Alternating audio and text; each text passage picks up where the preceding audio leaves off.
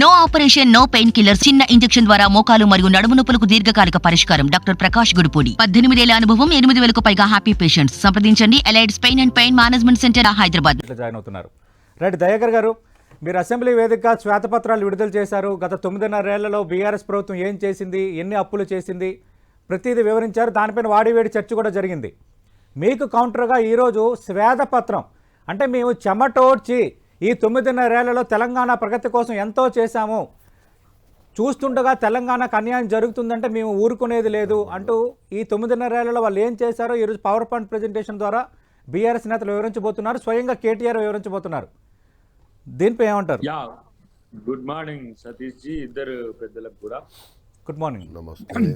ఇది ఒక మంచి పరిణామం, మేము కూడా ఆహ్వానించదగ్గ పరిణామం. శ్వేతపత్రం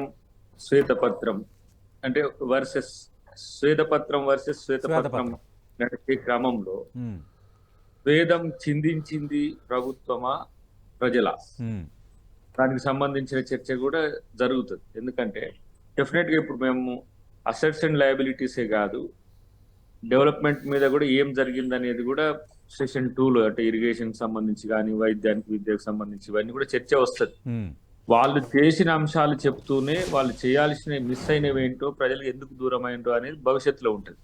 బట్ వాళ్ళు గతంలో మేము తొందరపడ్డామన్నా కానీ వాళ్ళు కూడా తొందరపడుతున్నట్టు, తొందరపడని ప్రజల కోసం తొందరపడదాం. బట్ వన్ థింగ్ ఇక్కడ మీరు అర్థం చేసుకోవాల్సింది ఏంటంటే, ఈ రోజు ప్రగతి నివేదన పేరు మీద ఎవ్రీ ఇయర్ వాళ్ళు చేసిండ్రు. చివరికి ప్రగతి నివేదన సభలుగా కూడా మొత్తం పెట్టుకున్నారు. ఏది ఎలక్షన్స్ కంటే ముందు, ఏది టిఆర్ఎస్ ప్రతి నియోజకవర్గంలో కూడా మేము చేసిన అభివృద్ధి ఇది అని చెప్పేసి ప్రగతి, అసలు వాళ్ళ మొత్తం భాషనే ప్రగతి, ప్రజా అనే పక్కన పెట్టి ప్రగతిని వాళ్ళు ముందుకు తీసుకొచ్చింది. దాన్ని మేము ప్రజలుగా మార్చినాం, ప్రజాభవన్ లేకపోతే ప్రజా పరిపాలన ఇట్లా ఉంది. నేనేమంటే ఇది వాంఛనీయ పరిణామం. దాని మీద చర్చ జరగాలి, రచ్చబండల మీద చర్చ జరగాలి. ఊర్లో మన వాళ్ళు కూర్చున్నప్పుడు కాంగ్రెస్ చెప్పింది, బీఆర్ఎస్ చేసింది, ఇవి కూడా చర్చ జరిగితే రేపు మేము చేయబోయేది కూడా చెప్తాం. రేపు గ్రామసభల్లో, గ్రామసభ అనేది ప్రజాస్వామ్యాన్ని మరింత పర్క్యులేట్ చేయడానికి, అంటే క్షేత్రస్థాయికి ప్రజాస్వామ్యాన్ని తీసుకుపోవడానికే చరిత్ర అంతా యుద్ధాలు నడిచినాయి. ఈ రోజు మేము అట్లనే గ్రామసభను తీసుకురావడం, గతంలో టీడీపీ హయాంలో కూడా ఏంది మన ఒక పథకం ఏమంటారు, అది ప్రజల వద్దకు పాలన అని చెప్పి గ్రామాల్లో గ్రామ సభల్లో కొన్ని పథకాలకు సంబంధించిన లబ్ధిదారులను వాటికి సంబంధించి ప్రజల వద్దకు పాలన అనే పేరు మీద ఇప్పుడు గ్రామ సభ అంటే గ్రామ సభ పేరు మీదనా లేదు ఇంకా దాని టైటిల్ డిసైడ్ కాలేదు. డెఫినెట్ గా ఇక్కడ ఢిల్లీ అంటే హైదరాబాద్ లో అసెంబ్లీలో చర్చనే కాదు, ప్రతి అంశం మీద గ్రామ సభల్లో చర్చించడం, నిర్ణయాలు గ్రామం నుంచి తీసుకోవడం అనేది ఇలా మరింత ప్రజాస్వామ్యయుతంగా వ్యవహరించడానికి ప్రభుత్వం ప్రయత్నం చేస్తున్నది. ఆ స్వేద నివేదనలో అంటే స్వేద ఏవైతే వాళ్ళు చెప్పదలుచుకున్నారో వాటిని గతంలో వాళ్ళు చెప్పిండ్రు, ఇప్పుడు మళ్ళీ రీట్రేట్ చేస్తే దాని మీద మేము ఏ విధంగా వాళ్ళు స్పందించిందనే దాని విషయంలో కూడా వాస్తవాలు ఏంటి, అవాస్తవాలు ఏంటి అనేది కూడా మనం ప్రభుత్వ పరంగా చెప్పొచ్చు. రేపటి రోజున చర్చలు కూడా వాటి మీద ప్రజలు చేస్తారని నేను అనుకుంటున్నాను. రైట్, దయాకర్ గారు, గత 9.5 ఏళ్లలో ఏదో పెద్ద తప్పు జరిగిపోయినట్టుగా, ఒక విఫల ప్రయోగం తెలంగాణ రావటం అన్నట్టుగా చిత్రీకరిస్తున్నారు. అది కరెక్ట్ కాదు, మేము సంపద ఏ స్థాయిలో సృష్టించామో గణాంకాలతో సహా వివరించబోతున్నాం అంటున్నారు. ఒక్కటి Satish ji, more than politics మనం ఒక ఎకడమిక్ ఆలోచిస్తే ప్రభుత్వం పరిపాలన ప్రజలకు ఏమిస్తుంది, ఏ ప్రభుత్వమైనా పరిపాలన ద్వారా ఏమిస్తుంది?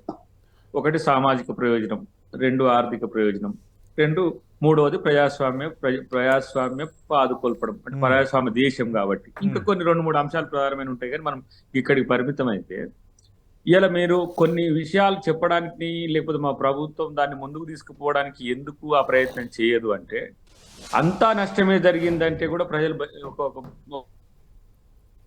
ఒక పాతానికి గురవుతారు. ఎందుకు ఆ మాట చెప్పాల్సి వస్తుంది? ఒక రకంగా ఆర్థిక విధ్వంసం, 22,000 కోట్ల రూపాయలు మీరు ఎలా మిల్లులకు ఇచ్చింది, ఏంది రైతుల దగ్గర పంట సేకరించమని. మీరు చూడండి ఒక 2-3 రోజుల తర్వాత ఏం జరుగుతుంది. వాళ్ళ దగ్గర డబ్బులు 23,000 కోట్లు ఉన్నాయి, ఇంతవరకు ఒడ్లు కొనట్లేదు. ఈ నిర్వాహకం ఎవరు చేసింది, ఒక రకంగా నేను చెప్పాలంటే ఆర్థిక విధ్వంసం అని. కానీ ఇప్పుడు చెప్తే ఏమవుతుంది, చూసినవా రాగానే మా మీద పడిపోయిందని చెప్పేసి.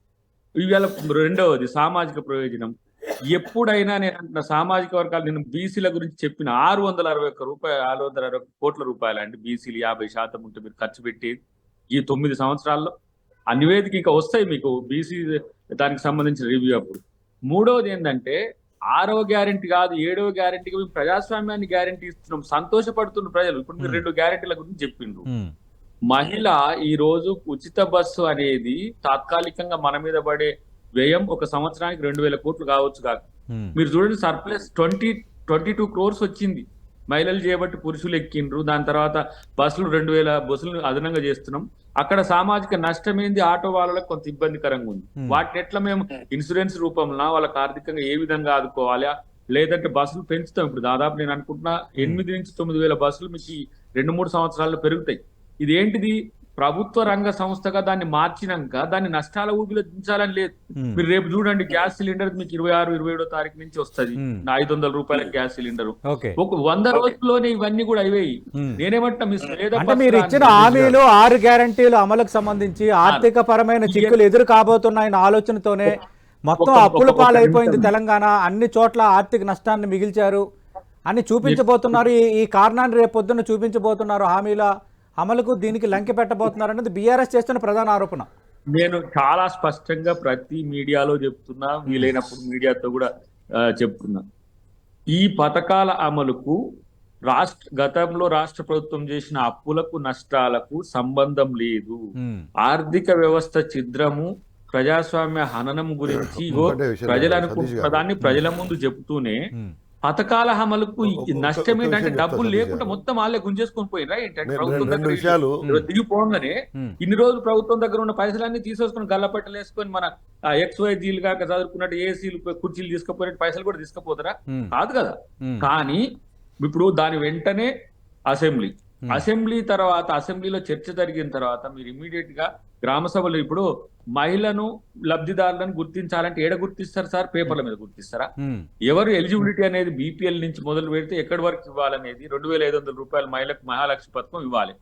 చిన్న పథకం అదేమన్నా హాఫ్ ఆఫ్ ది సొసైటీని మనం గుర్తించాలన్నప్పుడు త్రూ గ్రామ సభతోనే మనం అది చేయబోతున్నాం.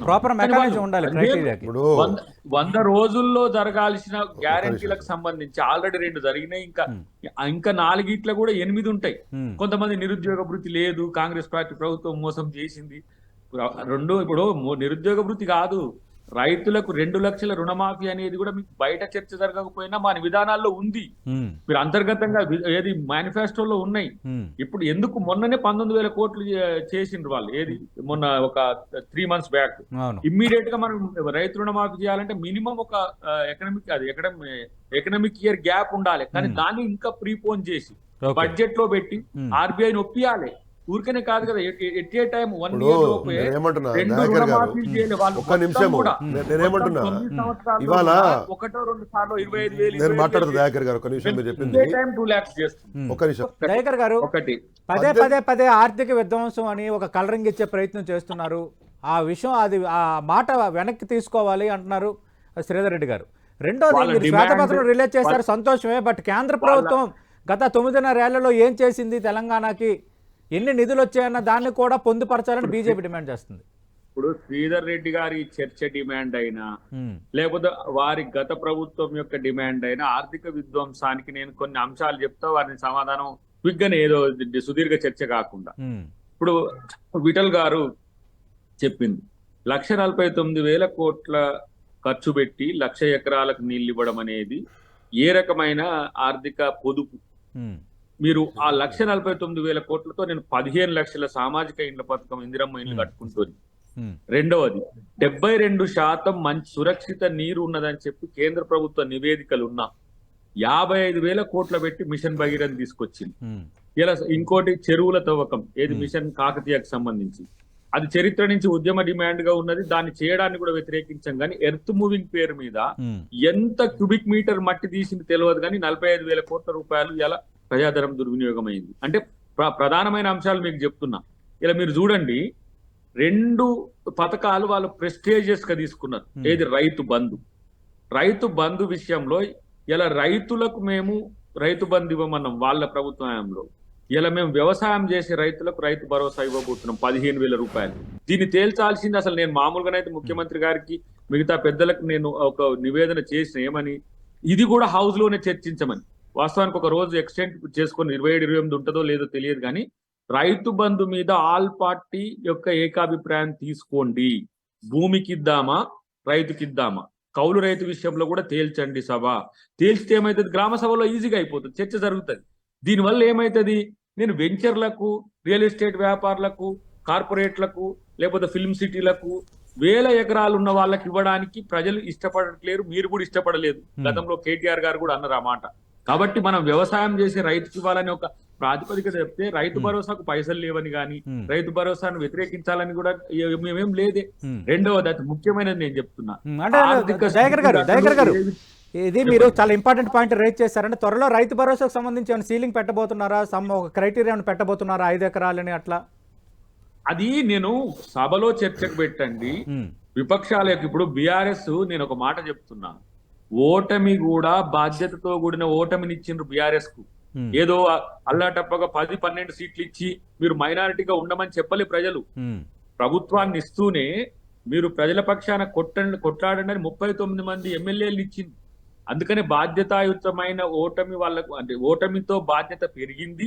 ఇలా రైతు బంధు, రైతు భరోసాకు సంబంధించిన అంశంలో స్పష్టతనిస్తూనే మీరు నిర్మాణాత్మకంగా వ్యవహరించకపోతే ప్రభుత్వంగా మిమ్మల్ని వ్యతిరేకించినట్టుగానే ప్రతిపక్షంగా వ్యతిరేకించొద్దు. నేను ఒక కొత్త వార్త చూసిన మిత్రులు రాసిండు, అధికార పక్షము విపక్షాన్ని మాట్లాడనిస్తుంది. మాట్లాడనిచ్చట్లే, మాట్లాడడం మీ హక్కు, మీరు మాట్లాడండి అని చెప్తున్నాం. కానీ ఇది కూడా ప్రజలకు ఉపయోగపడే విధంగా ఉంది. ఇప్పుడు స్వేదపత్రం అనేది కూడా దానిలో భాగం. మేము ఎందుకు ఆహ్వానిస్తాం, మీరు చేసిన పనులను మేము చెప్పలేకపోతే ప్రజలకు మీరు చెప్పుకునే హక్కు ఉన్నది. మీరు చెప్పిన అంశాల్లో ప్రధానమైన అంశాలను మేము వ్యతిరేకించాల్సిన అవసరం లేదు. మీరు ప్రజలకు నష్టం చేసిన అంశాల్లో మేము లాభం ఎట్లా చేయాలని ఆలోచన ఉంటుంది తప్పితే, కంటిన్యూటీ ప్రభుత్వం అనేది ఒక నిరంతర ప్రక్రియ అనే అంశంలో ఎలాంటి అభిప్రాయాలు ఉన్నాయో తెలియదు. కానీ గత కొన్ని సంవత్సరాలుగా ఈ దేశాన్ని, రాష్ట్రాన్ని పాలించిన పార్టీగా మిమ్మల్ని తప్పులు ఎత్తి చూపడం వరకే కాదు, మీ తప్పులను సరిదిద్దడం పక్కన పెట్టండి. మా బాధ్యత ఏంటి, మీరు చేసిన తప్పులు చేయకుండా ఉంటే నేను మంచి ప్రభుత్వాన్ని అయితా. కాబట్టి నేను అందుకనే ఒళ్ళు దగ్గర పెట్టుకుని బాధ్యతాయుతంగా ప్రభుత్వం ఎందుకు ఆడంబరాలకు పోవట్లేదు, ఎందుకు నిరాడంబరంగా ఉంటున్నది. నేను ఒక మాట చెప్తా, స్వేదం అంటే ముఖ్యమంత్రి గారు ప్రజల్ని కలిసి ఉంటే మీరు స్వేదం చిందించినట్టు అంటుండే. మా కేటీఆర్ గారు కూడా హైదరాబాద్ వదిలేసి ఎన్నికల సందర్భంలో కాకుండా మిగతా సందర్భంలో కూడా ప్రజల వద్దకు పోయి ఉంటే మిమ్మల్ని మీ స్వేదం చిందించింది. మనం ఏసీ రూమ్లలో కూర్చొని మొత్తం ప్రణాళికలు తయారు చేసి మేము ఇచ్చినాం, మీరు తీసుకోండి అనే స్థితి ఏదైతే ఉందో అది మిమ్మల్ని రాజరికం వైపు నెట్టింది. అంటే రాత్రింబవళ్ళు చెమట ఓడ్చి తెలంగాణ ప్రతిష్టను నిర్మించాము, ఒక్క నిమిషం ఇదే చెప్పబోతున్నాను. నేను ఇప్పుడు ఈడ కూర్చొని టీవీలలో మాట్లాడుతుంటే నేను టీవీ నాయకుడిని అనుకుంటున్నాను, తెలుసా మీకు? నేను ఒక 10 సంవత్సరాలు తెలంగాణ ఉద్యమంలో నేను విఠల్ గారి నాయకులు, శ్రీధర్ గారి స్వేదం చిందించిందని కూడా ఎవరు మర్చిపోయిండ్రు. అంటే షార్ట్ టైం మెమరీ ఉంటది ప్రజలకు కూడా. భయపడుతుండ్రు టీవీలో ఉన్నా అన్న అని చెప్పి, ఎప్పుడు అలా టీవీలు లేకపోడతా కదా. కానీ నేను అంటున్నా, ముఖ్యమంత్రి గారు కనుక ప్రజల్ని కలిసి ఉంటే ఎన్నో కష్టాలు తెలుస్తుండే. మాజీ ముఖ్యమంత్రి గారు పోయి ఇంకా పోలేదు, మాజీ ముఖ్యమంత్రి గారు ప్రజల్ని కలిసి ఉంటే వారికి పరిస్థితి లేదు. ప్రగతి నివేదన చేసుకున్న ప్రజలు వినేటోళ్ళు. కాబట్టి ఇలా మా ముఖ్యమంత్రి గారు చూడండి, రేపు ప్రజలకు ఎట్లా ఒక ప్రజాస్వామ్యానికి ఒక ముఖ్య నేతగా మీరు